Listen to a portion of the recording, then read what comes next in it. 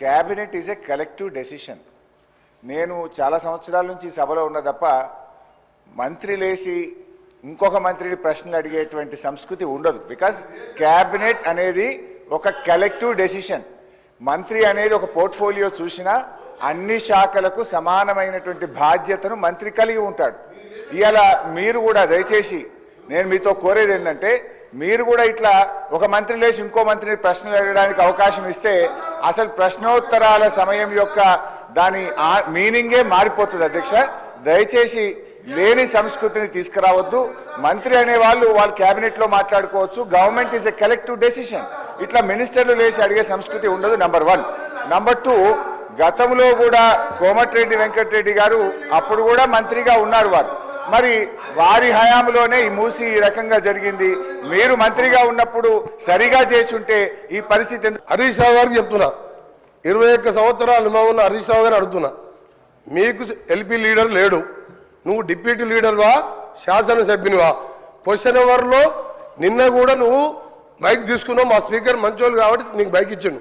నీ ఏ హోదాలు అడుగుతున్నావు? నువ్వు ఏ హోదాలు నువ్వు మాట్లాడుతున్నావు? నువ్వు ఏ హోదాలా? గౌరవ్ సార్ ఒక నిమిషం సార్, చాలా ఇంపార్టెంట్ ఇది ఫర్ ఎవర్. తెలంగాణ ప్రజలకు తెలవాలి సార్.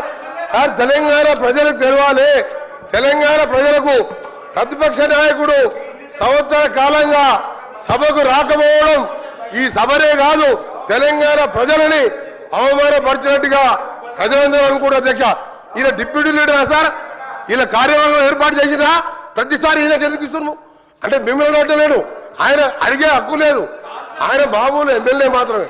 అందుకనే గౌరవ చెప్తున్నా, నా బాధతోని నల్గొండ ప్రజల కడుపులో ఆవేదన, ఫ్లోరైడ్ మూసి నీళ్లు చచ్చిపోతున్నారు సార్. మధ్యలో పేదవాళ్ళు, డబ్బున్న వాళ్ళు హైదరాబాద్కి వచ్చిండ్రు, డబ్బు లేని దళితులు గిరిజనులు నల్గొండలు చచ్చిపోతున్నారు. అంత కనికరం లేదు సార్ వీళ్ళకు. ఎస్ఎల్బిసి సొరంగం 70% పూర్తి చేసాం.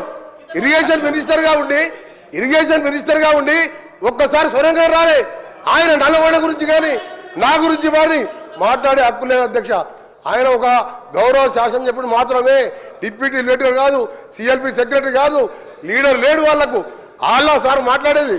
ప్రజలు ఏదైనా బాధపడుతున్నారంటే దానికి ప్రథమ ముద్దాయి కాంగ్రెస్ పార్టీయే. ఎందుకంటే ఈ రాష్ట్రాన్ని ఎక్కువ రోజులు పాలించిందే కాంగ్రెస్ పార్టీ. మీరేం చేసిందని మమ్మల్ని మాట్లాడుతున్నారు. ఎస్ఆర్ఎస్పి స్టేజ్ 2 పనులు పూర్తి చేసి కాళేశ్వరం జలాలను నల్లగొండ జిల్లా తుంగతుర్తి, సూర్యాపేట, కోదాడ ప్రజలకు అందించిన పార్టీ బీఆర్ఎస్ పార్టీ. అధ్యక్ష, అనవసరంగా ఒకరోజు చర్చ పెడదామంటే పెట్టండి. కాంగ్రెస్ పాలన ఏం చేసిందో మేమేం చేసాము. జరుగుతున్నది క్వశ్చన్ అవరు. క్వశ్చన్కు సూటిగా ప్రశ్నకు ఆన్సర్ జరిగితే 10 ప్రశ్నలు వచ్చేటువంటి అవకాశం ఉంటుంది. ప్రతిరోజు 3 ప్రశ్నలకు 4 ప్రశ్నలకే సభ పోతుంది కనుక దయచేసి మీరు ఒక్కొక్క ప్రశ్నను సూటిగా ప్రశ్న సమాధానం చెప్పేట్టు చూడండి. మంత్రులు లేచి రాజకీయ ప్రసంగాలు చేస్తే మేము ఇంటరప్ట్ చేయాల్సి వస్తుంది. దానికి అవకాశం ఇవ్వద్దని మిమ్మల్ని కోరుతున్నాం. గౌరవ సభ్యులు. Thank you sir.